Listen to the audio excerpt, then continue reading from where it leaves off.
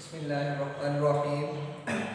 आज हम जो है आपके असाइनमेंट के जो क्वेश्चन है उनको हम यहाँ पे सॉल्व कर देते हैं आपको, ताकि आपको जो है हेल्प मिल सके, ताकि आप असाइनमेंट जो है वो अपनी सबमिट करवा सकें।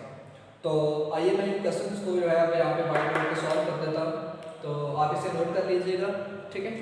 और फिर उसके बाद आप जो है उसको वर्ड फाइल में लिखने के बाद सबमिट करवा दीजिएगा, ठीक है। तो मैं यहाँ पे पहले ही क्वेश्चन आपका जो है उसे लिख देता हूँ। तो हमारे पास क्वेश्चन जो है क्या है, एग्जैक्ट का है या नहीं है, हम इसे कैसे चेक करते हैं, आज हम यहाँ पे इसको देख लेते हैं, ठीक है। तो मैं पहला क्वेश्चन आपका जो है वो आप लिख रहा हूँ। तो क्वेश्चन आपके पास कुछ इस तरह से है कि 3x का स्क्वायर प्लस 4xy, ठीक है, और dx प्लस क्या है आपके पास into 2x square plus 2y dy is equal to 0। ये आपके पास क्वेश्चन है पहला असाइनमेंट का। तो आपने फर्स्ट ऑफ ऑल ये देखना होता है क्या ये जो है सेपरेट हो सकते हैं, क्या x और y के सेपरेट हो सकते हैं। तो डेफिनेटली x और y के सेपरेट नहीं होंगे, x और y इसमें भी है, x और y इसमें भी है, और ये इसका मल्टीपल है, तो ये सेपरेशन मेथड से नहीं हो सकते। लिहाजा हम इसको एग्जैक्ट जो है ना डिफरेंशियल इक्वेशन इसके मुताबिक करें। चूंकि इसमें dy बाय dx आ चुका है, तो ये हमारे पास क्या है, डिफरेंशियल इक्वेशन है। और ये एग्जैक्ट कैसे पता चलता है कि ये एग्जैक्ट है, उसके लिए हमने करना क्या है, हमने आपके पास जो dx वाला पोर्शन होता है उसे हम m का नाम दे देते हैं, और जो dy वाला पोर्शन है आपके पास उसे हम n का नाम दे देते हैं, ठीक है। और हम इसे हल कैसे करते हैं कि हम m वाला जो है मैं यहाँ पे लिख लेता हूँ कि लेट, इसे मैं नाम देता हूँ m का 3x स्क्वायर 4xy, और इसे मैं नाम दे देता हूँ n का, ठीक है। और ये मेरे पास है क्या 2x स्क्वायर 2y। अब मैंने m वाले का जो है डेरिवेटिव लेना है विद रिस्पेक्ट टू y और उसका विद रिस्पेक्ट टू x। अगर मैं इसका डेरिवेटिव लेता हूं विद रिस्पेक्ट टू y तो क्या बनेगा, मैं क्या लिखूंगा कि dmy dy। तो चूंकि मैं विद रिस्पेक्ट टू y ले रहा हूं तो ये मेरे पास एज अ कांस्टेंट तो सफर होगा, और कांस्टेंट का डेरिवेटिव 0 होता है, ये मेरे लिए 0 हो जाएगा, ठीक है। फिर उसके बाद क्या हुआ, मैंने यहाँ से लिखना है, जब मैं इसे y विद रिस्पेक्ट टू ले रहा हूँ तो मेरे पास ये वाला पोर्शन एज अ कांस्टेंट और y का डेरिवेटिव 1 वो लिखना है, लिख दे वरना आपकी मर्जी, ठीक है। तो ओवरऑल हमारे पास जो आंसर आया है वो 4x आ रहा है, ठीक है। अगर मैं इसका लेता हूँ with respect to y, sorry इसका लेता हूँ विद रिस्पेक्ट टू x, तो मुझे पता है कि कैसे होगा विद रिस्पेक्ट टू x। तो 2 तो कांस्टेंट है, इसका साथ वाला का जब डेरिवेटिव लूंगा तो वो बन जाएगा 2x, सॉरी यहाँ पे 2 आना था, और ये वाला जो कि y dx के हिसाब से टोटली कांस्टेंट है, सारे का सारा पोर्शन कांस्टेंट है, इसका डेरिवेटिव मेरे पास क्या आ जाएगा 0 आ जाएगा। सो डेफिनेटली हम देख सकते हैं कि दोनों के आंसर जो है वो हमारे पास क्या हो रहा है, शो क्या अगर मैं यहाँ पे लिख लूँ कि dn by dy at dn by dx हो चुका, सेम नजर आ रहा है। सो हमारे पास ये क्या है, ये हमारे पास एग्जैक्ट डिफरेंशियल इक्वेशन है।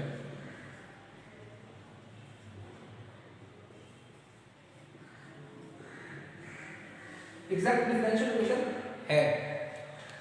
चलो ये चेक तो हो चुका है कि एग्जैक्ट डिफरेंशियल इक्वेशन है।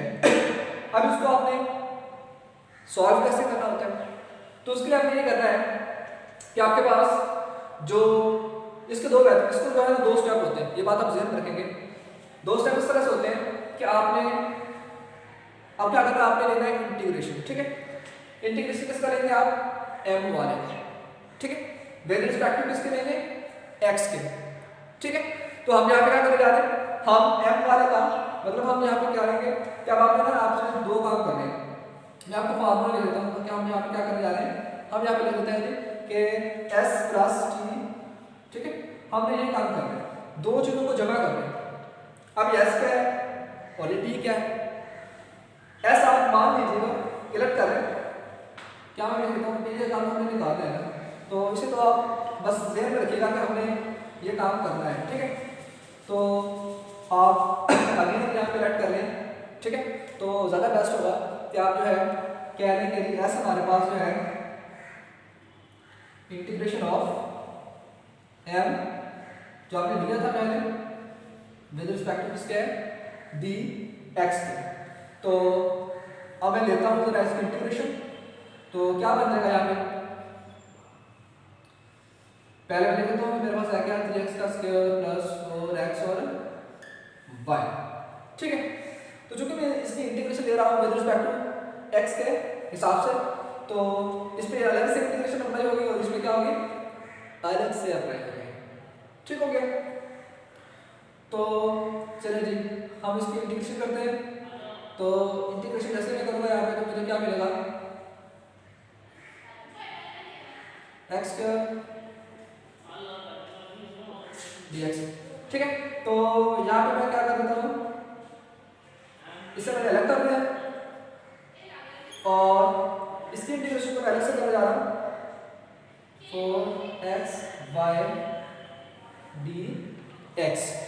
ठीक है, तो इस तरह से हम इसकी इंटीग्रेशन करेंगे कि अब हमारे पास चूंकि मैं विद रिस्पेक्ट टू dx के कर रहा हूँ तो इसके उसमें मेरे पास तो y वाला पोर्शन होगा वो कांस्टेंट होगा।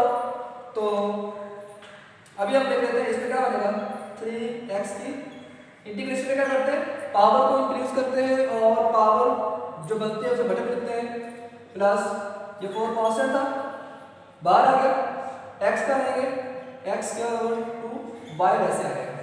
ठीक है, और उसके बाद क्या बना, ये 3 से 3 कैंसिल, ये 2 से 2 कैंसिल और डेफिनेटली हमारे पास x3 प्लस 2x का स्क्वायर और y।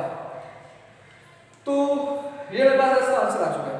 अभी मैंने y में निकाला, अभी मैंने एक और चीज निकाली थी, मैंने कहा था मैं दो चीजों का साथ लिखता हूँ तो तब जाके इसका सॉल्व जो है वो आंसर होता है। तो डेफिनेटली अब मैं दूसरी चीज निकालता हूँ, दूसरी चीज है क्या, अब आपने क्या करना है जैसे मैंने टी का नाम दिया था। ठीक है, बेसिकली टी क्या होता है, वो होता है इंटीग्रेशन होता है किस चीज के लिए कि n वाला पोर्शन होगा इसके आपने लेनी है इंटीग्रेशन लेकिन फ्री ऑफ y के हिसाब से। दोबारा सुनिए, हमने इंटीग्रेशन लेनी है, ऐसे इंटीग्रेशन लेंगे कि जिसमें जो है y आपका जो है वो फ्री ऑफ इसमें विद रिस्पेक्ट टू जो y होगा और फ्री ऑफ x, यानी कि हमने करना क्या है उसमें से जो आपका x वाला पोर्शन है हमने उसको निकाल लेना होता है, सिर्फ और सिर्फ y वाले पोर्शन का इंटीग्रेशन लेना है, इसमें से x वाले पोर्शन को हम फ्री कर देंगे। ओके, समझ आई आपको इस चीज की कि हमने क्या कहा है कि हमने n वाले पोर्शन को इंटीग्रेट करना है विद रिस्पेक्ट टू किसके करेंगे y के, लेकिन किससे जिसमें x भी शामिल ना हो। ठीक है, तो यहाँ पे मैं लिख देता हूँ कि हमारे पास एक आपने टी निकाल लेना है, ये इसमें होता है इंटीग्रेशन होती है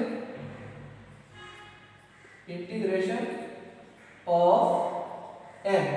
ठीक है, विद रिस्पेक्ट टू किसके करनी है y।